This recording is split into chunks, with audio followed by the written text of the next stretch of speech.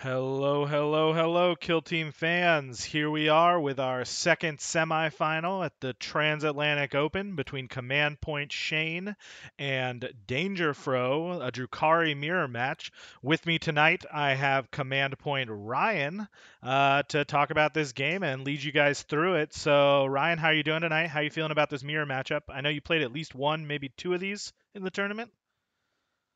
Yeah, I think I had to face down just one Druhkari player in the mirror match, and I think that was Manko. So, uh, thank goodness for that. Personally, I'm not a big fan of mirror matches, but I think that Shane and Dangerfro both have two very different types of Druhkari lists, so that'll be fun, and I'm looking forward to commentating it.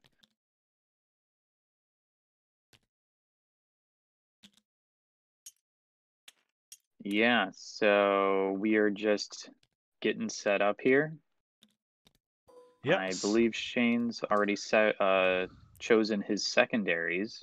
Yeah, so sorry about that. I actually had a little audio flicker. My cat was being a pain. But anyways, I am I am back really quick. So we're gonna jump into this game here in just a moment. We'll take a quick look at the bracket for those of you who either have or haven't been following along with us. We had a group stage, which led into our bracket that you see here now on the stream, and we are now in our second semifinal. So whoever wins this will go up against Micromancer and his Astra Militarum in the grand final of this tournament, and we will have a winner will be crowned. And Shane's already won a tournament, but if Micro here wins, he locks himself into a position in the newly announced Zenith ELO season command point tournament. I don't know exactly. I should know exactly what it's called, but I don't. But we've announced a tournament for the end of the first season of the ELO system that we've been running here on the Discord and Tabletop Simulator. And to lock yourself in, you can win a major here. So if Micro's able to pull this off, he would lock himself in. I do believe he's up in that higher number of ELO anyway, and he would qualify. But this is just an easy way for him to lock himself in, so he doesn't really have to worry about it between now and then. So, yeah, let's jump into the game, and I'll let them know that we're ready, and they will get a reveal here. Yeah. So I believe that both Micro and Shane are like shoo-ins for the Zenith Kill Team tournament. I know that Shane is the first. What are they calling it in the ELO? They're calling it like Grandmaster or just Something like Master, I that, think. yeah. Something like that, yeah. His Yeah, rank is he's up past 1800, I think it is. Was that what it was? yeah, Yeah. So yeah. I believe they're both shoo-ins as well, like even without the tournament wins. But a major tournament win locks you in, just in case. I don't think that he's going to lose, Micro's going to lose that much ELO between now and then, but you never know. Crazier things have happened, or, people would really have to push past him. I think I'd have to play and win like, a dozen games or something like that to get myself into that area. But, I think you're up there too, right? You're in that, or you're in the play-in tournament at least. There's I forget, I don't have the I'm exact not numbers in front of me, but sure. yeah. But anyways, okay, looks like we got our reveal here. We are looking at four racks, a Klaviex, two Mandrakes, and a Nightfiend leader for Dangerfro. And over on the side of Shane, we have two racks, a Klaviex Zealot, and four Mandrakes and a Nightfiend leader. So fairly similar teams. Two more Mandrakes for Shane and two more racks for Dangerfro. Any thoughts on this muster? Yeah, they are they are very close to each other. So that I'm looking over at Dangerfro's list right now, just checking out his racks. I've been experimenting with racks a lot recently, um, for the upcoming World Wide Open. I Mm-hmm. think they're I think they're kind of the way to go on the Nova format. Liquifer gun demo spec. Got a Rack Gunner with the Ossefactor. Combat Acothyst with the Electrocorrosive whip. Okay. Mm-hmm. Hmm. These are these I are mean, kind of what mainstays of the team, right? they definitely are. Yeah. Let's see. Shane's gone with the combat Acothyst. That's always a great choice. With that Venom Blade, it's 4 attacks, wounding on 2s. Um, I think that Shane is definitely going to try to get stuck in combat here, Hmm. and I think Dangerfro is going to be playing more of a try to keep his distance and try to shoot Shane off the board, with the exception of the Klaviex Zealot and his combat spec. I think Dangerfro's list is a lot more flexible here, Hmm. but I think with the amount of mandrakes that Shane has, I think he has a slight advantage in terms of board control. All right, fair enough. Do you think that either one? I mean, you've played in a mirror. I don't know if Shane has had to yet. Did he? Did we do a mirror? I forget. I'd have to look at the bracket again. But I'm wondering your point of view as a Druhkari player coming into this. Do you expect the other team to take a lot more mandrakes? Do you expect the racks? Like, do you think they each thought like, oh, I'll take some racks and kind of throw him off, like of what he thinks I'm taking, and then they both ended up with racks? Or do you think this is like the kind of the team that you want to build in a mirror matchup? Man, I think with Shane's list, I think it's kind of just bring the list that you can bring that will allow you to score the most amount of points easiest, right? And not really so much worry yourself with what your opponent's going to be bringing. Shane's brought that Wrack Gunner demo spec with the Liquifer. He's brought that node out to try to take care of some of Dangerfro's mandrakes, and likewise, because that -1 to hit, it doesn't matter when the weapon is automatically hitting. For sure. So, yeah, the racks, they do have that 4-up invuln save, and then Hmm. everything on the board is going to be getting a 6-up feel no pain. So I think Dangerfro's models, his team is just gonna be harder to shift off objectives, Yeah, a little bit keep from tankier. scoring secondaries, because they're that slightly more tankier. Yeah. But all those mandrakes that Shane has on a 6, they inflict a mortal wound, so it might not mean anything Yeah. if they Yeah. go off. I don't know. Yeah. We didn't It's a real see toss up here. didn't see as many of those go off for Manco the other night against Micro, but we are used to seeing at least what 2 or 3 of those mortal wounds go off in the shooting by the Mandrakes. But let's take a look at their Yeah. secondaries right now. So we'll take a look at Shane's first. All Shane right. has chosen Recon Sweep, Cut Apart, and Bounty Hunter. So that's Recon Sweep, Cut Apart, and Bounty Hunter for Shane. And then Mhm. let's go take a look. Dangerfro has Recon Sweep as well. So both looking potentially for that deep strike or, get a guy into that deployment zone of their enemy. And then he also has Cut Apart and High Profile targets. So Okay. nothing too surprising here. High profile seems a little bit harder to do than Bounty Hunter, right? Because then It you're definitely yeah, is. you're required to You're kill that limiting specific yourself. model. Yeah. Yeah, you're limiting yourself in that way to. I mean, like, it's always good to be killing those models, but it's like you're better off just going after bounty hunters. Hmm. Actually, with Dangerfro, because I think he's going to be going more after like ranged attacks, with like actual like shooting attacks, because he wants to kind of keep away from Shane's roster, Yeah. or Shane's models, excuse me. I think might that might work out for him a little better than bounty hunters, Hmm. where he doesn't have to commit models to go and pick up those tokens. But like overall, bounty hunters is far and away the easier one to score. Yeah, especially when you're taking cut apart, right? That means you're planning to Yeah, be in melee. yeah, So hopefully those it's tokens very you're going easy to to get the stack. kill, and those tokens are going to be right there for you. Taking the high Right, profile, you kind of have to, one, I think in this format, you have to hope that they even took 3 specialists, and then two, you need to hope that you can take them out of action, right? And if you don't, if you're right. killing everything else, then you kind of lose out on those secondaries. But with the number of models they're both fielding and the number of specialists, I think we're good to go. So they're going to roll initiative here,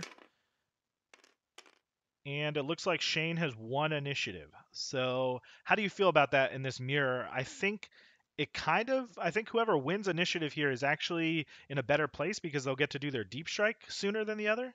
But I'm I not. agree. Yeah, yeah. And I interestingly agree. enough, speaking of deep strike, Shane left 4 mandrakes out. So Ooh, that's that's interesting. interesting there. He's got four of them instead of the three that we're used to. And of course, Dangerfro only took enough to put two in, unless he put his leader in as well, which you wouldn't want to do. But yeah, so all right, looks Right. like an All right, I'm advance. gonna let you take the reins for a second here, and I All will right. be right back in a second. Yeah, no worries. Looks like we have an advance coming out of this Acothyst combat. Gonna move him up the board a little bit, get him into position to potentially strike on this objective turn two. Looks like he's pretty well hidden back there too. Not gonna take any shots from that Wrack gunner. But yeah, that'll be an interesting turn two. We'll see. There might be some combat on this part of the board. I would look forward to it. Moving the Nightfiend leader up onto that objective inside of his deployment zone. So pretty simple stuff there. He is in, he is obscured here behind this table or this piece of terrain, and he's on the objective, and he's got the -1 built into the Mandrake model. So he's pretty safe back there, I would say. Uh, Getting some more advances over here, probably out of the Zealot. Yeah, we are. Okay. So he's going to move up the field, taking more forward positions again. This does kind of, I guess, in a way, put Dangerfro in line for a potential turn one charge here. I wouldn't expect it just because they are still kind of long range charges, and unlike turn two and beyond, he will not be getting the free rerolls. But it is something we could see. I think we're going to see similar moves from both teams here, is just kind of moving up, taking their the own objective in their deployment zone and potentially one more, and just kind of setting up for that turn two melee, which I think if they both move up a little bit, we're going to see whoever gets the initiative turn one. We're going to see a lot of charges and potentially a decisive move to get off a really important charge, anything like that. So pretty quick movement phase here out of Shane. Not a whole lot of models to move when you consider he's got four of them in deep strike over here. So Yeah. uh, looking like he is just about done with his movement. And yeah, we're on to Dangerfro. He's measuring that charge. Klaviex on Klaviex action. That could be interesting. Hmm. So again, a fairly long charge. I mean, especially when you consider you don't have the free reroll yet. But it is kind of terrifying, right? To think that next turn they're both going to be in a position, and realistically, initiative is going to be so important in that turn too for those big charges. Yeah. I think more so Decisive Strike is gonna play a factor. Yeah. And looks like measuring out here just wants to get an idea of how much space his models are actually zoning out from this deep strike, knowing that there is definitely at least three mandrakes coming in from deep strike. Measuring that out. It looks like he's going to do. So a little bit more thought having to be put in. I think Shane did an all right job. There's definitely some positions back here, especially right in his deployment zone for Dangerfro to drop in one of those mandrakes. Yeah, Well, here's the thing. Shane is going to be able to deploy those models first out of his reserves. absolutely. So he's able to, because he won initiative here, he's able to basically do some really bold movements with the models that he has on the board. And then he can just set up all four of those mandrakes like in his deployment zone if he Yeah, wants to.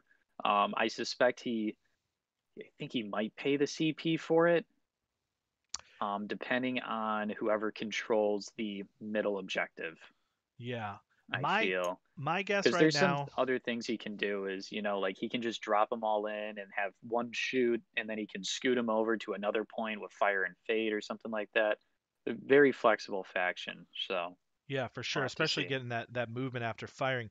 I would suspect with the four of them, as you just mentioned, that at least one of them will be brought into his deployment zone in what is seemingly a gap for Dangerfro right now for Deep For Strike. sure. He'll put one in For sure. there, and then the other three, depending on where they can come in, right? He's got to measure it out, figure out what kind of distance he has, but you know, it it looks like he's not going to be able to get any in on this side of the board where all these racks are positioned for Dangerfro, but potentially he could get one onto that middle objective, right? He could get one on top of this tower here on Yeah. his own side. So he's got some options. I do expect him to pay the one CP, bring three of them in, and then bring in the final one in what Dangerfro is probably looking at right now, like a really juicy place for him to place his own models.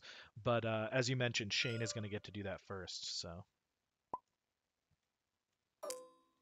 right, so we've got the combat Acothyst advancing. Mm-hmm.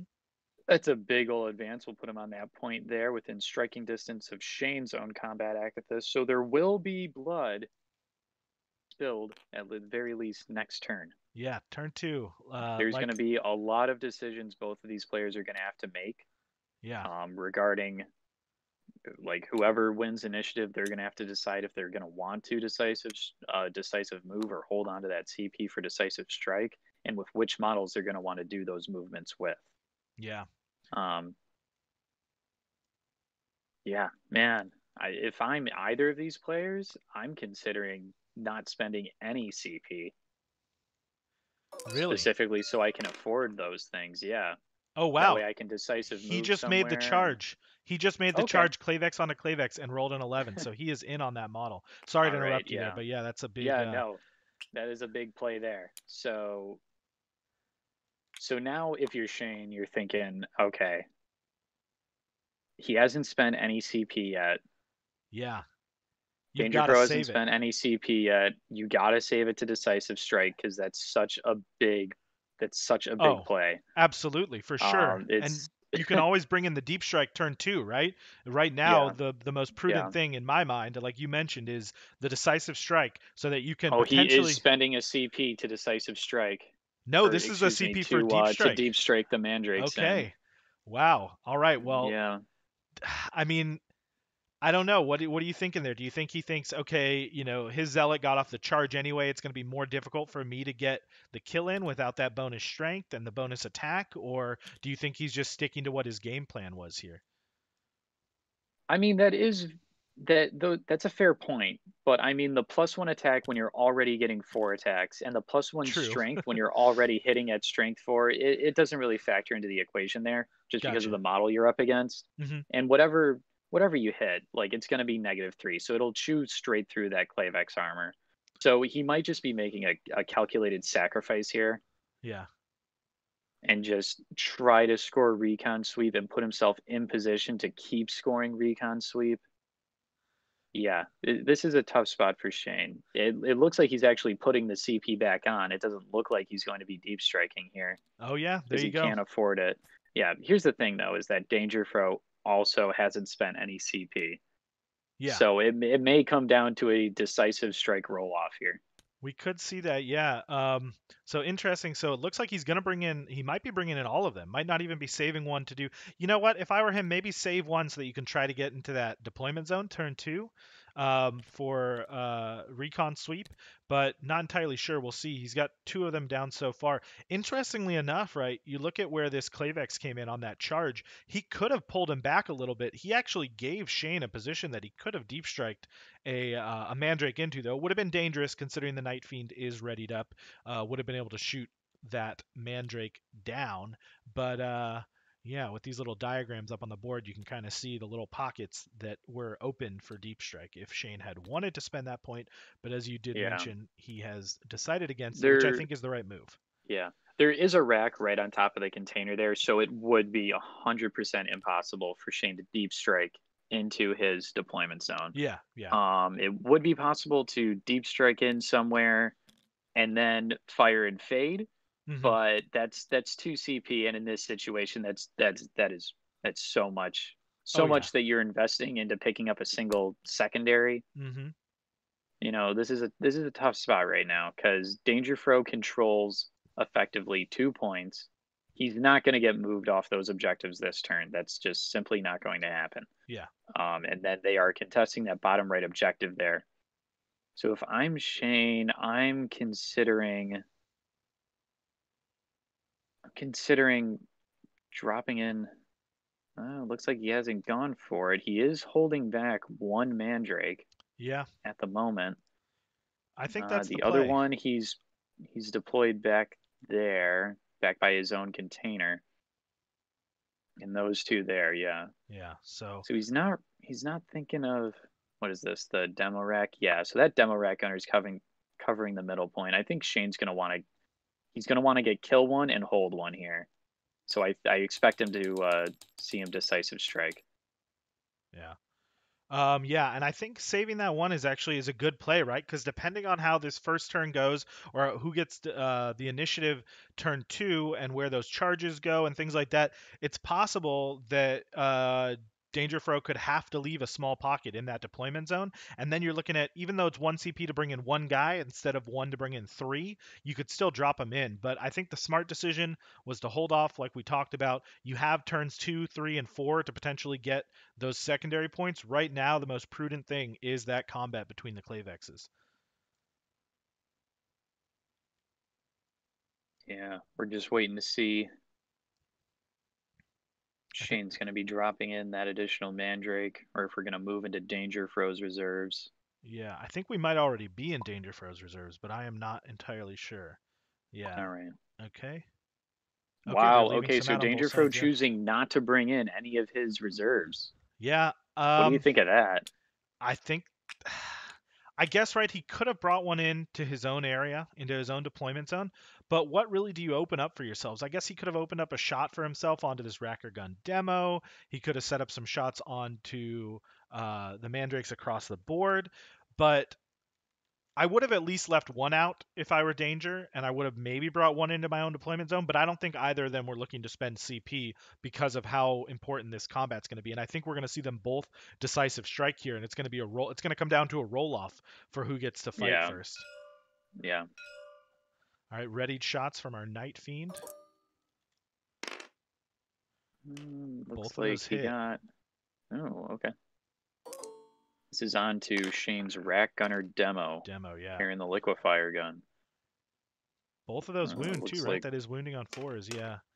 No saves. looking for sixes here. Gets one. He got one. So this is going to go to an injury roll. And this is important.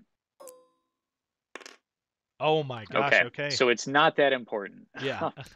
What I was going to say was Rat Gunner, like, had that Rat Gunner just taken a flesh wound, if you're Dangerfro, it's like, do you re-roll that? Or Yeah. are you going to save those 2 CP in case Shane decisive strikes here on the Yeah. bottom right And objective? that's also quite big for Dangerfro. We were discussing those secondaries earlier, where we thought, okay, it's going to be a little bit more difficult to get those high-profile targets. Boom, he's already got 1 point, 1 point Yeah. in right there, and he's potentially got a second point with that Klaviex combat going on. So Yeah. yeah, this is that's I mean that's tough, right? I don't think the demo is super important to what Shane needs to do on the battlefield, but obviously, losing models turn one is never what you want to do. It sets you Right. behind. So. Right. How many times a turn can you score high profile targets? Is that just once, or It's is it no high it's profile every is time? anytime a specialist is taken out. Doesn't matter when they're taken out. They could be taken out by the same model in the same combat. It's just as each Right. specialist that goes out of combat, you get a Okay. point. So yeah. Ooh, so we're seeing some CP being spent here by Dangerfro. Okay. What is he spending CP on though? Lightning fast reactions. So that, I think that's a huge misplay. Yeah, I agree. I agree. Shane hits with a 6, so that, okay, does not wound, Doesn't wound. I mean, but that. I mean, man. yeah, that was. I do not So think that was Shane the tried play. to go, yeah, Shane tried to go tit for tat there and take out Dangerfro's Rat Gunner, who set up opposite his Rat Gunner on the board. Hmm. Dangerfro said, no, no, no, pop lightning fast reactions to make him hit at -1. And ultimately that worked out in Shane's favor because now Dangerfro is down to 1 CP, so he won't be able to contest Shane's decisive strike if he chooses to go that route. That's a Yeah. huge play. Yeah, that I mean, that's really interesting too, right? When you think about, we were just talking earlier about um how tanky these racks are, right? You have the 4-up save, you have the 6-up feel no pain, not to mention I believe he would have been long range and obscured there from the leader anyway, right? So to spend Yeah, that CP when it felt like you were already so hard to so hit and so hard safe. to take out of Yeah. combat, right? You also had the probably needing a 5-up on the out of action potentially within 1 inch of that there. I don't know about that, right? And now it's obviously, as we've discussed, it's going to put him on the back foot when it comes to this combat. Not sure So it exactly looks what's like being Shane rolled. flesh wounded a model in that exchange. Okay. Yeah, looks like he's going to put one down. Who's that on? That Uh, is on the demo rack gunner under the okay. tower there. Yeah. And another Mandrake firing into that same target. I think he's going to be unobscured here. Yeah. And to be fair, right? Like that's the thing too is I understand you want to save him, but now does the reflexes does not last throughout the whole? Does it last throughout the whole phase, or is that just for that single shooting? I think it might be through the whole phase. Okay, I will actually try to pull that up. Maybe somebody in chat Yeah. knows, but It looks like Dangerfro has the tactics all spread out in front of him, actually. so he does. Let's see. Oh, Uh, these are all, oh, here are the Druhkari tactics. right here, yeah. Use this tactic when a model from your kill team enemy one hit rolls that target this model for the rest of the phase. Okay, yeah. So Yeah. And Shane was still able to put a flesh wound on that model. yeah, yeah, This is something that Shane's talked to me about before, is using the mandrakes after you strike them in wherever. Yep, okay, so here comes the decisive strike from Shane. yep, And Dangerfro cannot contest this. This is huge. absolutely. The odds are Shane is going to bring this Zealot Klaviex to an injury roll. Yeah, and So I this mean, is where we could see a 2-point swing here. yeah. Oh, this is. You gotta wonder. Oh wow. Okay, the 3 hits, right? Yeah. Yeah. And now he's going to be slow rolling these because on wounds of 6s with that Klaviex blade or whatever, it Yes. does 2 Three damage. damage. I And thought it was three yeah, it damage. does. No, it does 3 damage in total, but the way it's worded is you add 2 to the normal Gotcha. damage. Okay, gotcha. Yeah. Okay. So he made the first save. Did not make the Not second make the save. This second is one. did not get Doesn't the make feel the no feel no pain. pain. That's And a he did 1. not wound on the third one. So he's gonna be at one. He's gonna be at 1 wound. Okay. Wait. Flesh No, wound. yeah, that was the injury roll. That was the injury roll there. So he was able to bring it down to a flesh wound. Um, Dangerfro is going to be able to be able to fight back here. Oh wow. Oh, they all hit. Oh boy, Okay. this is exactly what Shane was hoping to avoid by the with the decisive strike there. No wound on that Okay, one. No wound on that one. okay, Oh my gosh. wow, okay. He's got 2 more of these. Okay, that one he wounded. So Shane needs, I think he needs a 6, right? Yeah, no good there. Needs Because another it's 6. AP3. Nope, so he's down to 1 wound, and here's the last attack. Yeah, that's a 3. It does wound. Shane No does not save. save it. Nope. Here's the out Does of not action get the roll. feel no pain. And that's a That's dead a flesh Klaviex. wounded. No, that's flesh wounded. No, What? it's a 6. Who's That's that, a not a 3? 1. That's a 6. It's the Druhkari Oh, symbol or whatever. It's from my those. view, if you turn the die Yeah. so that the top is kind of facing to your left, it looks exactly like a It 3 at looks a like a 3. distance. Yeah, yeah. I just know because Yeah. it's the All Druhkari right. symbol. I've seen those dice. So, wow. Okay. So not only, yeah, I mean, that's huge, right? That's huge. That's a second point of Yeah. high profile targets. It's also 2 CP that was spent on that, right? And we thought like this is doom for Dangerfro, and it just turns out in his benefit, right? Yeah. Okay. Yeah, that was quite. I was worried there when the first 3 didn't even manage to wound Yeah. of those 5 attacks, but yeah, that's a really big combat there. Yeah. So Dangerfro is going to wind up ending this turn with hold more. Uh, 2 points for high profile targets and 1 point for cut apart. Man, that's a really big point swing. And Shane, all he's going to get is hold 1. Yeah, and it's especially tough when you look at like this is this happens in our game, right? It absolutely happens. But Shane did everything right and Yeah, still came out on that's the right. the The negative short end side of of the the stick short end of the there. stick there. Yeah.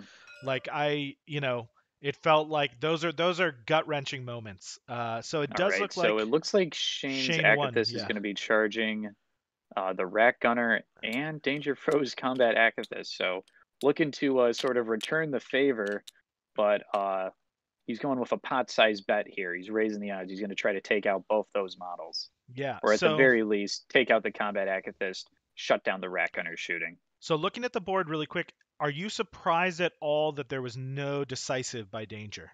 Or do you think there's not really any area that he particularly needed it? How are you feeling about that? You mean in terms of like decisive moving this Yeah, turn? decisive moving. Do you think it would have been because right, he's got 2 He models on could that have he could objective. have spent it. He could have spent it to decisive move with his combat Acothyst Yeah. into Shane's combat Acothyst. That's for sure. That would have most certainly allowed him to at least keep that objective out of Shane's reach. Probably for this turn. Yeah, Because look at where that's Shane's what I was models are, thinking. right? Yeah. He's got 5 models in total on the board, and all of them are in that kind of lower left corner near and around his deployment zone.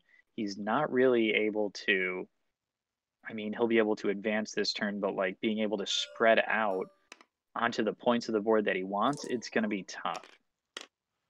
Here's that charge roll. He does get to re-roll them, but I don't think he has to there. I think a 6 gets him in Yeah, onto I the think a combat. 6 will get him in. Yeah, but I mean, like, he wants to get in on both Both, those yeah, guys. absolutely wants to get on both. But yeah, I agree with you. Especially considering he rolled over one of those CP from turn 1. I feel like it would have been easy enough for him to spend that 1 CP, charge his own combat Acothyst into the other one, right? Then you're attacking first, and you've then saved that objective from being contested if you potentially lose your own Yeah, combat here. So yeah, interesting situation. Just for the stream, I will just show you guys because we had somebody else thinking that there was a bunch of 3s rolled there. This is not a 3 on the Druhkari dice. That is the Druhkari symbol, and that is a 6. So a bunch of you are probably seeing it that way and thinking that it was a 3, but this is indeed a 6. It yeah, is the Druhkari symbol. So yeah. just to point that And out. towards the top of our screens, you guys should be seeing the actual number rolled kind of populate in. Yeah. So it's like blink and you miss it, but it'll tell you what number is actually rolled. Yeah, right here in the bottom left I have the chat, and that does tell you the numbers. So Yeah.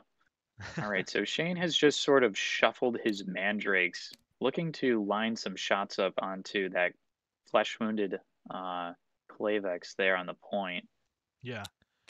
You know what I would really like to see Shane do, and I think he can pull it off here. What's I that? would like him to kind of shoot some shots at the Zealot down there on the point. Hopefully kill him. Maybe if he doesn't, it's like whatever. But he can fire and fade onto that middle objective. So if he's able to take out that Wrack gunner, or if that Wrack gunner moves in some way and engages a different target prior to those mandrakes shooting, he might be able to sneak himself onto that middle objective there. Yeah, so we are But at a point. in this situation though, it's like it's all dependent on the combat going on in that point in the top left. Yeah, absolutely, right? And for all he knows, if he moves up to take shot, I mean that Klaviex could be fallen back and hidden, right, at this point. Right. He's still got one Druhkari out there that he can, or 2 of his, excuse me. Dangerfro has 2 Mandrakes that he can deep strike in right now, so he Mm, could potentially put one on that objective, take away the Klaviex. Okay, the Klaviex has done his yeah. job, right? He got in that charge, he killed that Zealot, scored some points, did some damage. No reason to potentially leave him out there high and dry to get shot at. Yeah, for There's a sure. handful of places here that you could hide him and keep him for turn 3 or turn 4. Shane's definitely in an uphill battle right here. He did look at moving his Nightfiend down here to the bottom, but when you consider you've still got this both Wrack gunners, one with what is essentially a flamer here, right? Assault D6. You really don't want to put your leader in a position where he can get killed, especially turn 2. You're going to need, if you're Shane, you're going to need that CP right now. Looking how the board is looking and what happened turn 1, he's going to need that CP to kind of claw his way back into this game. So Yeah. Shane's chosen to play very conservatively here. You know, he was able to make that really short charge. He's readied up 2 of his models, anticipating some deep strikes probably from Dangerfro's Mandrakes. And then he's just sort of shuffled those other 2 Mandrakes a little bit to get better line of sight on the Klaviex down there, presumably. yeah, Yeah, looks like an advance here definitely on this playing on gunner. the back foot. Oh, okay. See, so the gunner is moving. Yeah. Ooh. Okay, I expected him to go to the center here, but if he moves up here to get shots on that leader, he would potentially be hiding from both of these mandrakes down here on the lower part of the board that Shane left in the open. Absolutely, absolutely. So he's going to measure it out. He's going to kind of see If where he could I'm go, what he can do. if I'm Dangerfro, I'm kind of just trying to hold what I own, right? I Because mean, I what think is so. Shane in a position to do here?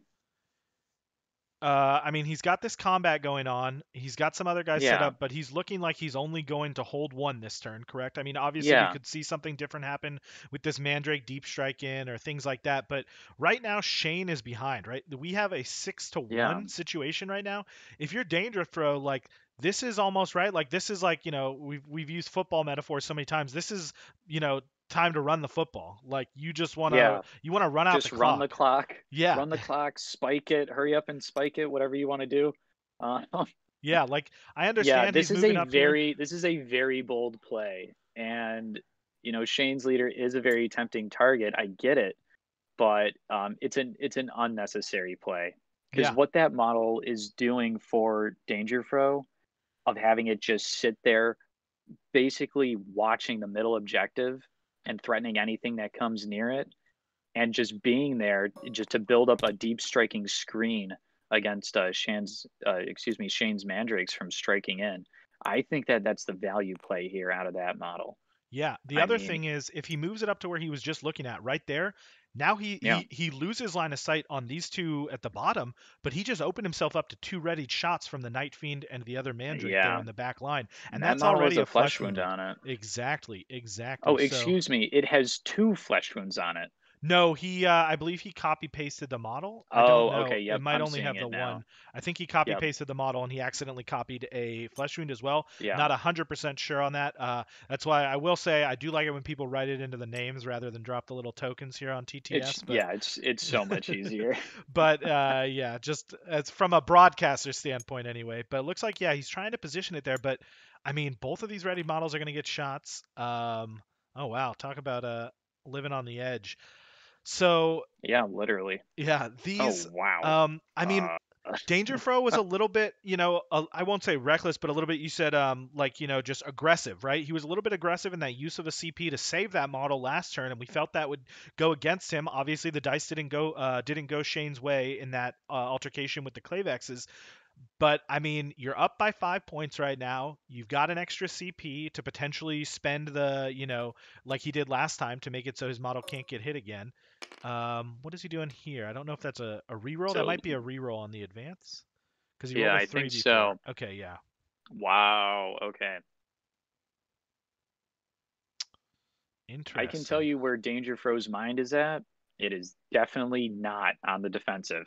Yeah, because also, could he not just move it up onto the center objective and have split shots between these two models? I mean, I guess he would also he'd get shots against him before he got to use his flamer here. But I mean, he could even use decisive shot, right? He's got the CP for it to potentially unload that liquefier onto those models.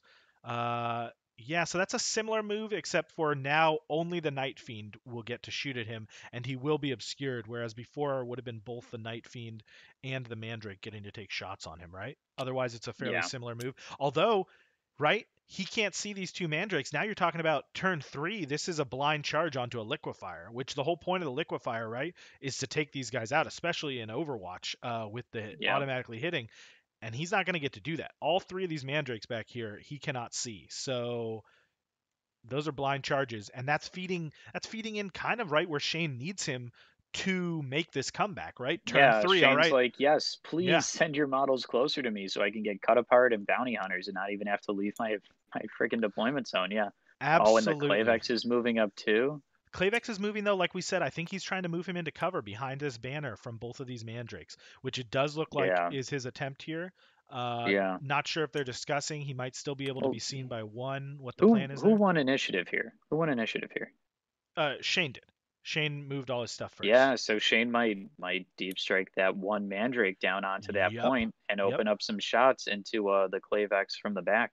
Open up the shots and give himself potentially hold more depending on how that combat goes, right? That's absolutely right. Yeah. Yeah, especially because if he deep strikes his in there, well, then all of a sudden Dangerfro can't deep strike his in there. Dangerfro can Yeah. potentially bring his in on that center objective, which might be what he's thinking, right? Because that would still give him Mm, the ability to hold two as well. But this is right. yeah, this is unfolding definitely, like you said, like we were talking about, maybe not how we would have played it, right? You're up by 5, you kind of can sit on the defensive a little bit, but now you're setting up, as you mentioned, we talked about these blind charges turn 3, you're talking about combats for cut apart, you're talking about bounty hunter. These are all the things Shane needs to claw back into this game. Yeah. Oh, and look at this. Dangerfro's he's breaking down kind of that fortress, that screening against Shane's deep strikes. So now Shane might just go inside Dangerfro's backfield Yeah, what are with a deep your strike and pick up recon sweep. I don't. How do you feel about that, right? Is it more prudent right now to pick that up? Because you do only have, if you want to max it, you have to score at turn 2, correct? Then neither of them scored at turn 1. If you want to max it, you have to score at turn 2. It's not looking like Dangerfro is going to be able to do that. So the most he's going to be able to get on that is 2 points. But if you look at this from Shane's standpoint, do you want the points from objectives right now? Or do you look like, okay, I don't need this bottom objective so much. I'd rather get in for the recon sweep and then potentially in onto his leader turn 3, right? What are you thinking in that situation? Where is it more prudent for him to bring it in? Down here at the bottom where the Klaviex was, or up in that deployment to get that secondary? I think I'm trying to score primaries. Okay. Okay. I think I'm trying to score primaries more. Just because it's like that's where you first go if I'm gonna score the most amount of points. I think I gotta get the primaries here. Okay. I gotta get kill 1, I gotta get hold 1, and I gotta get hold 2. That's gonna get me 3 points there. Whereas dropping in a guy outside line of sight in the backfield, that's just gonna get me 1 point or Mm-hmm. 2 points at most, assuming my combat Acothyst goes off and is able to clean up that objective up there. Now he's only in combat with Dangerfro's combat spec up on the point there. Yeah. Mm-hmm. Oh my gosh, is this Wrack Gunner gonna come off the point? No, I think they're just They're looking at just line of measuring. sight potentially here. For oh, I Yeah, don't. because that sword edge Yeah, from the Mandrake. just peeking around the edge. I don't think, yeah, it's not Yeah, long enough to get the gunner that's closer with the liquefier, but it is pointing out around to get that guy on the point. Yeah, that would have been a little too aggressive, right? If he pulls that guy off yeah, of there as well. So he's just readied him up, which means he will be able to fire first. He's got that yeah, one-shot assault weapon. I'm not super familiar with it, the Ossefactor. yeah, I've never personally run racks, and we haven't really. I don't think I've seen a single one of these in the tournament, right? It's mostly been Mandrakes, and the few racks we've seen have been these combat Acothyst guys, not so much the Liquifiers and the Oh, Ossefactors. okay. So here comes Shane's Mandrake Deep Strike right in Dangerfro's backfield. And I love where he's placed this model. It sets him up for a turn 3 charge into Dangerfro's leader right on that objective there. Mm-hmm. All of a sudden, Dangerfro is thinking, oh no, Yeah. Shane has to be what have I careful though. what have I done? He's in my flanks. Okay, yeah, there we go. He's hiding him a little bit better. I was wondering there because I was like, oh, that leader is readied up and he can definitely see him. But yeah, this is right. Now you've got a guy in his back line. And I do think it's odd that he's moved him a little bit forward. I would have moved him just enough to be hidden from the Nightfiend, but potentially charge onto that Nightfiend turn 3, right? Because you want to stay in the deployment zone for recon, but Yeah, you also want to be trying to score the cut apart, all these the cut apart, the bounty tokens, all these kinds of things. Where he's set him up yeah, now, I guess it potentially gives him some shots, makes that Ossefactor think about where he wants to shoot, unless he's hidden behind that banner. I'm not sure, but it does make that charge a little bit more difficult than it would have been from further back in that corner. Yeah. yeah. So that Ossefactor, going back to that, it's an assault 1 weapon. Its strength, it says star. I believe this weapon wounds on 2s, just flat, Okay. completely unmodified, always wounds on 2s, similar to the Venom Blade. It's AP3 and it is only 1 damage, but when you're always wounding on 2s and it's an assault weapon, it's a very good profile. You hardly ever see it, just because a lot of people think that not Prophets of Flesh, the Flayed Skull Cabal is the premier Druhkari shooting list. Hmm. So you hardly ever see it because, well, if I'm going to run shooting Druhkari, I would rather just run Flayed Skull. Yeah. But in this instance, I guess Dangerfro. I mean, it's a good option. It's just not the best option for shooting. Yeah. But in this instance, we'll just have to see how it plays out. So Dangerfro getting ready for his deep strike now. He's got his two models. He's kind of pulled them out from where they were in reserve, looking like he's getting ready to drop them in. If I'm him, right, I'm putting one on this bottom objective, I think. Oh, well, let's see. I Right mean, now he holds two, yeah, he does have the and center he's now. going to be contesting one, Yeah, I had seen right? him. He adjusted the move here. This rack in the center. I thought he set him up behind this table, but he did move him onto that center objective. I hadn't noticed that. Yeah, Yeah. I could see him doubling up on the center objective Hmm. or dropping down onto the other one. I mean, it's like if I see an open objective, like I want it, dude. Yeah, that guy on the center is definitely open to getting shot by both of these mandrakes. Yeah. Um, Yeah, all right. So, like I said, those were kind of Shane's two options, right? Either bring it in on this lower objective as we discussed and shoot at the Klaviex potentially, or bring it in and get recon. So he did go for recon, which is going to give him that point this turn. But now you have Dangerfro dropping in, right? And that model's got to survive until the end of the turn, or you don't score recon, right? And then nothing else of Shane's is even close to getting recon. So he could potentially kiss, those points goodbye if this guy doesn't survive. I don't Yeah, it's tough. He's right now he's not open to shots from the Ossefactor. He's hitting it. We're discussing that before behind this banner on this corner. But now Danger is looking to put one of his mandrakes up here on this tower and potentially shoot down at him. Hmm. And he can see him only because of this chain link Yeah, the lattice work. lattice lurk here. So one of those things. Terrain. We keep talking about it. This board, the terrain's very interesting, right? At this point, we're so far Interesting into is these. an interesting word to choose when Yeah, describing the yeah, terrain set up on this board. Yeah. yeah. I mean, we're so far into this tournament at this point, right? As difficult as it is, people know it. They expect the kind of things that are going to come from it. But you do think about like, okay, if this tower were built any other way, this model would potentially not be able to see me. But because of how it is, he's going to have some shots there. Yeah. Yeah. I think Shane. Hmm. Yeah. I mean, I'm not sure why he's decided to position that Mandrake in Dangerfro's backfield the way he has, because I think there's some play that he could have had, kind of putting it more closer to the corner edge. Maybe he's not even thinking about charging Dangerfro's leader. Yeah. Maybe he's just thinking about putting shots onto the Wrack gunner who's on the point there and try to push Dangerfro off it with the Acothyst getting stuck in. Oh my goodness, that is a lot of Mandrakes Yeah. being Um, stuck in the back there. yeah. So one Not of sure them if right that's here, possible. yeah, that'd be difficult with the 5 inches from the Acothyst, right? And the 5 inches from the leader. I'm not sure. Uh, okay, well, he's measuring 6 now, which I don't, he should be measuring 5. I think he clicked it one too many times. I'm not sure what they're measuring. I mean, he's definitely far enough from there. Is he far enough from the Acothyst, though? I don't think he'll be able to shuffle and keep himself obscured from both of these ready models, unfortunately. Maybe from the back one because of the leader in the way. Yeah, I do think. Oh, maybe from the edge of the blade he can see them all. I don't know. It's kind of tough to get that angle. I'm not sure. What is this radius that they're measuring I don't know because it's 6. It's not the 5, Mandrake so I'm not has? not entirely sure. I thought it was for his deep strike. Um, Yeah. but yeah, I mean they're having a conversation here, so they're aware of whatever it is, and they're gonna, settle it between between themselves. But yeah, it does look like he's I think committed to this one in the tower. He had both of them down here for a moment, and he put the move token there, and then I think he backed up on the move.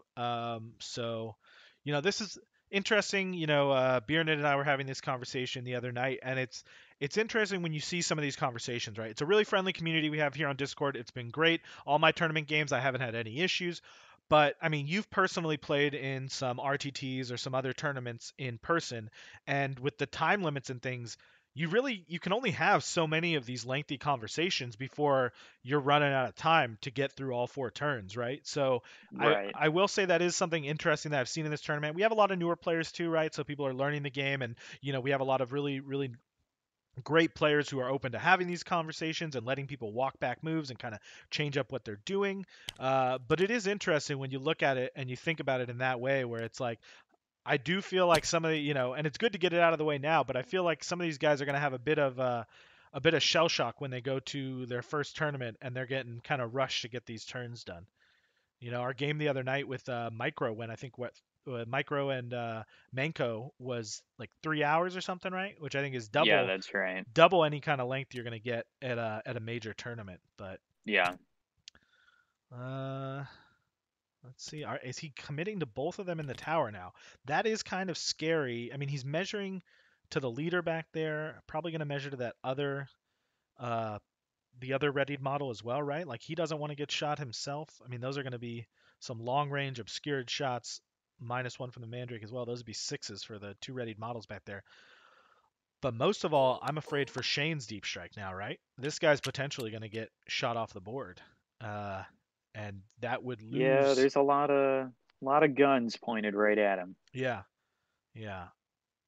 Where if you look, right, if he had put it in this other spot that we discussed on this objective, not only would he be a little bit safer, right? He'd be looking down, staring down a Klaviex. Okay, we're getting ready shots here from the Nightfiend onto the demo rack. Here we go.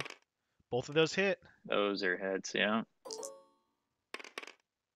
No sixes, so it looks like just one wound And he makes the save. makes the save. Yeah. Okay. That's rough, right? Shane's not getting some of these dice to go in his way. As I was discussing down here, had he positioned it here, right? He scores the primary as we discussed, but he also sets himself up for potentially a turn 3 advance or charge onto that objective and into the deployment zone. Would have been a longer charge, but we'll see what happens. This is the Absolutely. Is that the Ossefactor shot? Oh no, okay. Yeah, that was the Ossefactor shot, and he missed. So the Ossefactor, I believe, is done. And Completely now, whiffed. yeah, so now we're going to this Mandrake. He's going to take shots at these boys up on the tower. So let's see how that goes. I think he's going to need sixes here. I believe so. Ooh, snake Snake eyes. eyes. Nothing happening on this readied shooting phase. Nope. Oh, Oh, okay. So it looks like that Mandrake was in fact in line of sight of the rack yeah, there. they have That's decided. going to be. He would be a would I'll look at him measuring it out.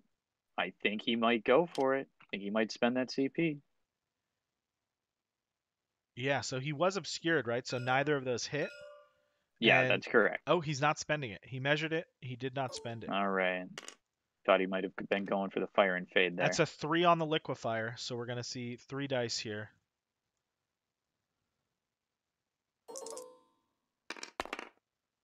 Those all wound, I believe. Yeah. 1 save, so we're looking at 2 feel no pains. Does not get him. No. He's got to get a 5 here. Okay, flesh It's a wound. 3. Is 1 flesh wounded Mandrake. All right, so not the best position, right, for Shane. Like you'd rather have gotten a model out of action or put a flesh wound on somebody, done something in this shooting phase. But on the other hand, you haven't lost anything yet, and you do still have some shots with this final Mandrake here. Yeah. Looking to take Try to that, shove him off the point there. yeah, take that rack off the objective.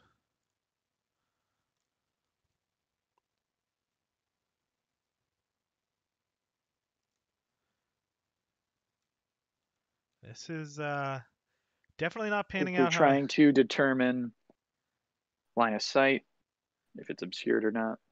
Yeah, let's I would see. say it's definitely obscured. Yeah, even from the tip of the sword, I think part of the model is kind of behind this lattice work. I don't really see a way. Oh, let's see. I mean, it's, Yeah, even then, like it's like claw yeah, like behind the there's lattice some work of the model there. behind it. So I would Yeah. say obscured, but they're having a conversation about it, I assume. Yeah. it's funny to think about, right? Um, the positioning of these models. Had he just turned this Mandrake slightly the other, like, the sword might have been at a better angle to shoot at this, Liquifer as well, or, some of these other models. Obviously, in this case, so here we go, getting the dice. So that's one hit, I believe. Yeah. Maybe not. Maybe it's long Or if the range as well. models, I think it's more than 9 inches away. So it Yeah, would be yeah, yeah, that's a long range. yeah, for sure. So that was a miss.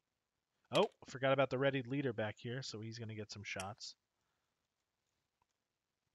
I think potentially onto. I don't think the Nightfiend has any shots on any models. I think you can see that Mandrake through the lattice work, but maybe not. Maybe It's they're only not. got an 18-inch range. Yeah, fair That's the enough. That's thing. probably well over 18. You are correct. All right, over to these guys. I will admit, right, that's interesting that Shane chose to shoot with this Mandrake first, instead of potentially killing one of these guys that could shoot down at him over here at the model in recon Yeah, sweep. Right, he shot at a I rack that couldn't mean, shoot at him at all, instead of potentially shooting at one of these two Mandrakes. yeah, but the upside for Shane is that's going to deny Dangerfro an objective Yeah. Well, there's no if hits he there. manages to kill that model. Yeah. Well, I just meant I feel like he could have done it later in the turn, is all. Uh, Eliminated some shots here for himself. But and he Oh, isn't right, even. yeah. Yeah. You are right about that. But it looks like his intent was to shoot at these racks as well Zero anyway. hesitation into the same target. Both of those That's a hit. 5 and a 6. I That believe is one of a those wounds. wound. So Dangerfro needs to make that 4-up invuln here, and he And he does. does. Yeah, wow. Okay.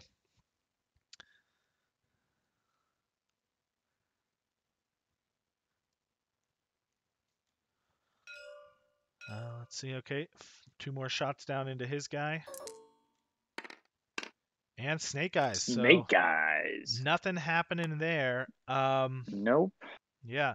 Now this is one situation where Dangerfro is in a position now where he has 2 CP and he is going to play the Yeah, Decisive he's going to Strike. use it. There you go. Yeah, the roles are reversed here. Yeah. Shane has. I don't know what he spent a CP on. He was down to 1. Okay, lightning Reflexes. fast reflexes. So this is a mirror image of what happened. Ooh. So a 6 and a 5. He hits on 2. Hey. Only 1 wound. Needing a 4 up here. Oh. Oh, needing a 6. Is it a 2 damage? It must be Two a 2 damage sixes. weapon. Yeah, it is a So. 2 damage weapon. Oh man, here's the injury roll.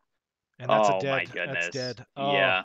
I think that might be the beginning of the end here. Yeah, that's a third point on high profile too. We were talking at the start of the game how that might be more difficult than the bounty cut apart, and he has now maxed it out already. Turn 2, he has killed all Yeah. 3 of the specialists here for Shane. As you mentioned, that might be the beginning of the end, right? This is going to start to carry away from Shane pretty dramatically here, to the point that there might not be a mathematical way for him back into this game. He needed at least 1 or 2 of those shots to go his way. He needed that combat to go his way. Now, how do you feel about the lightning reflexes there? Would you have maybe saved that for a reroll instead of the lightning reflexes? Oh man. I think, man, that's so many attacks already out of the gate. With Yeah. 4 attacks, it's like if he rolls bad, then it really rolls bad. So I don't, and it's like the thing is gonna wound. Like Mm-hmm. it's gonna wound that toughness 4 model. Yeah, see, Oh, Shane's wow. already calling it. Okay. Yeah. So, All his unlike the other lethality night, was taken off the board. He doesn't really have any way of mathematically of coming back here. yeah. So, okay, we are getting a concede, you guys. Shane has conceded. We will not see a rematch of Micro and Shane in the grand finals. We are going to see another Druhkari coming through. Dangerfro, awesome. I think this is going to be his first, grand finals. We'll get to talk to him about this momentarily. We'll jump in there. We'll talk to him. This is, I mean, not exactly how I thought it was going to go through. Definitely some tough dice on Shane's side. That decisive in round 1.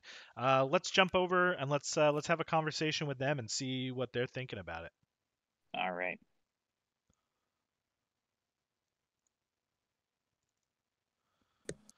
All right, guys. Wow, that was definitely interesting how that unfolded. That turn one, huge for you, Dangerfro. How you guys feeling after that game? First of all, congratulations, Danger. You are moving on to the grand finals of TAO. How are you feeling after that map? Pretty excited. Yeah, I feel sorry for Shane. Like the dice was definitely not in his favor. I was a little concerned because he rolled like a bunch of sixes turn one, and I was like, man, is this going to be his luck the whole game? But unfortunately not. Um, yeah, that was interesting, right? We saw that. We were calling it on the stream about that decisive strike setup, that turn one charge. I mean, huge charge, right? An 11 on a charge when you don't have the reroll yet on turn one. Big charge by the Zealot Klaviex, and then Shane holding on to the CP there, which we discussed. It's one of those situations where you can do everything right, and things just don't go your way, and that's how this game works sometimes. And yeah, how are you feeling, Shane? I mean, yeah, it's a mirror match. I'm not too unhappy with the way that I set up. Yeah, I mean, it was like a lot of mirroring situations too. Like he gets 2 shots on my demo and kills him, and I get 8 shots on his demo and flush win him. And then obviously like the Klaviex getting an 11-inch charge yeah. or something. That was pretty nuts. I was hoping that he would have to re-roll for that, and then I could just decisive strike at worst. Yeah. But and then even if he didn't, maybe he would use his deep strike, and then he ended up spinning the CP. I don't even remember how, but I got Lightning to decisive reflexes strike. over here on yeah. his demo. Yeah, Yeah. yeah, yeah. So yeah, I ended up decisive striking. Didn't get the coin flip on the out of action, and then he fought, got the coin flip on the out of action, and pretty much same thing over here. Just down to a coin flip, armor save. Don't get it. Yeah. No, really tough. Some dice didn't go your way. Looked like, we were discussing that turn one advancing up. We discussed, how this was going to turn into a big turn two melee, and then it happened turn one with that charge. I will say again, great game, you guys. Congratulations. Tough break. One way or the other, those mirror matchups are tough. Obviously, some things, even round two, right? Some difficult shooting phase. You had a few readied up models, some good shots lined up, and you couldn't just couldn't make anything stick. I'm gonna hand it over to Ryan real quick. He can ask if you guys a few questions, talk to you guys about the game. Go ahead, Ryan. Yeah, sure. So, first question for Dangerfro. First off, congratulations on your win here. Thank you. What was the decision for bringing all the racks? Just kind of like even in your overall command roster and also in this game for this tournament. So I I know y'all rave about Mandrake spam, but I'm personally not that crazy about it. Because I've been playing Druhkari for like a long time, even outside of Kill Team, and even during Kill Team, like Mandrakes have always underperformed for me. Like I've had games where Mandrakes will do absolutely nothing, except for stand on point and just shoot at stuff, but not like really do anything. Hmm. Um, and uh, and Drukhari are so much more interesting than just Mandrake spam, in my opinion. Um, so like, yeah, it's scary, but it's kind of a one-trick pony, in my opinion. Someone who's good at positioning can just, you know, for the most part, negate the -1 to hit in the whole thing and still make good hits. That's kind of like what you saw with Micromancer in his game against Manko, and I'm excited because I feel like I'm going to be able to give him a better fight than what he's been fighting already. For the past two Drukhari people he went against, I think both primarily did like a Mandrake spam list. So, but yeah, I just think that Drukhari have so many more options than just Mandrake spam that are like just as effective, if not more so. Okay, okay. Uh, Question for Shane.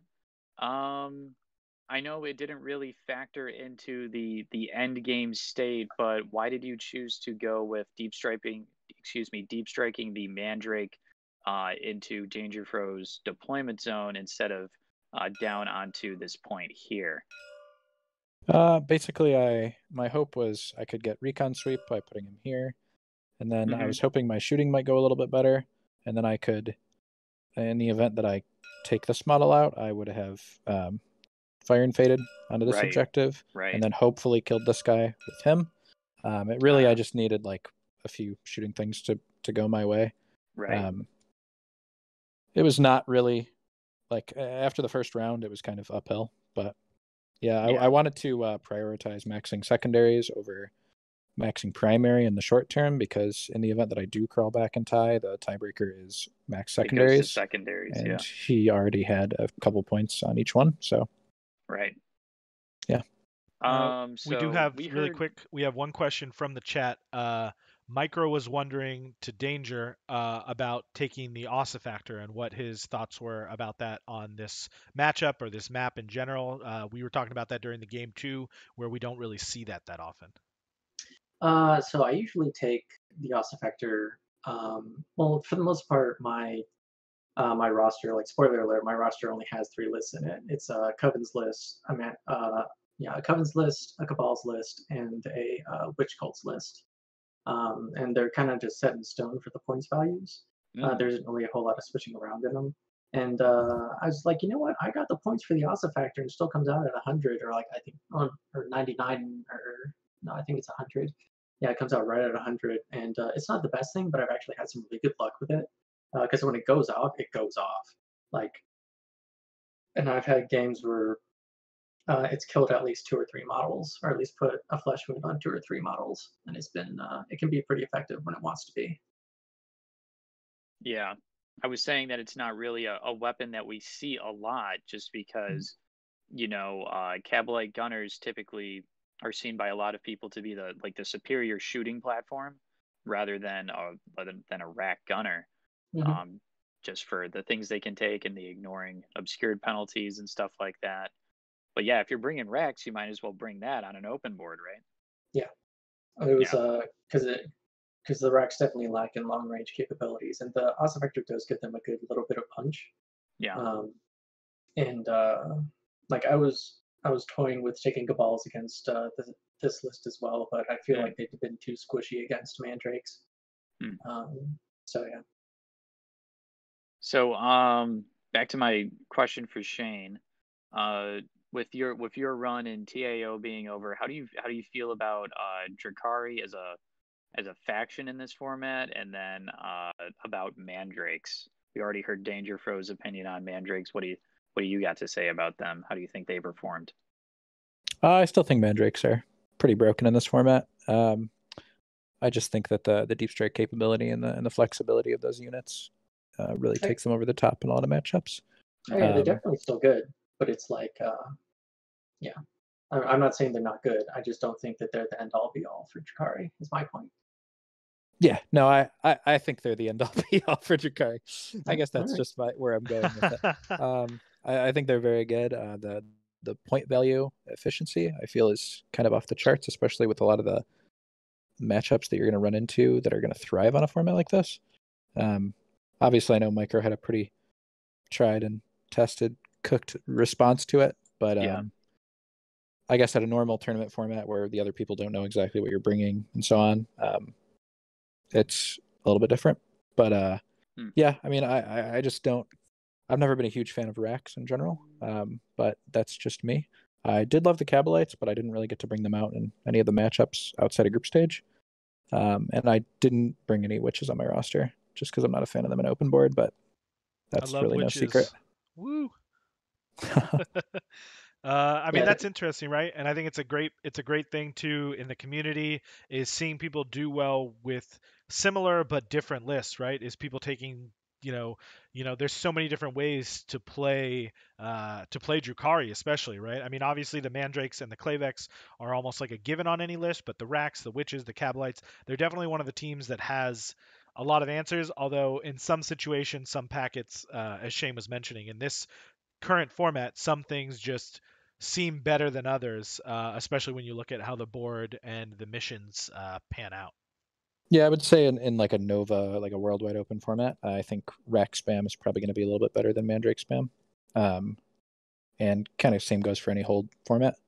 And in like a super, like a 125 killie format, I think you can get away with a little bit more versatility than just Mandrakes or just Racks or anything. I think the idea of spam is kind of overblown for this faction. For sure. Yeah. Well, that's all the questions that I have, Ood. So, do you want to close us out? Yeah, I mean, I think that's all the question. I don't think I have really any other follow-up questions. Obviously, we discussed the match. It was rather quick. We only had the 2 rounds. And it was just a matter of some very clutch situations, the Klaviex combat, the other combat up here, obviously, and then some difficulties with shooting and taking models out. That's just the way the dice, the dice roll sometimes. And I still think it was a Mm-hmm. good game. Liked what you guys both brought and kind of the tactical, moves we saw on the board. Some worked out, better for others, but that's how it goes sometimes. Great game to both of you. Danger, again, congratulations on making it to the grand finals. I think that's going to be awesome. We will be Yeah, streaming I'm that for excited. anybody interested, and I do believe we'll also be streaming the third place game. Correct, Shane?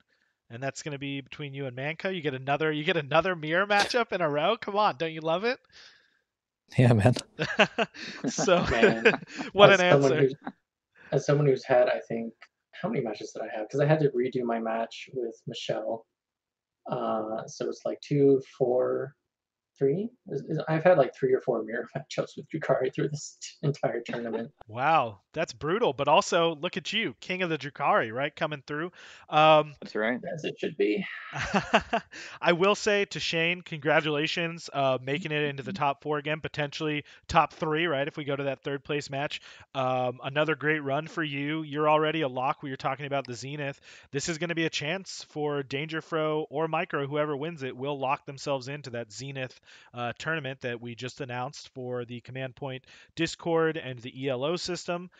So I say it every stream, but I'll say it again. If you're out there, if you're enjoying these streams, if you want to get involved in competitive kill team, look for the Command Point Discord. We have a lot of great players. In the Discord, looking to play against people, looking to teach the game, looking to play competitive matches, looking to work on their ELO rankings. The more people, the better. Please come and join us. I think that's it. Shane, Ryan, any closing thoughts? Are you guys good? Are we ready to close it out? No, I think we're good. That about sums it up. Thank you, everybody, for watching, and we'll see you again in the next one. Hope you all enjoyed the show. All right. Good night, guys. Good night, y'all.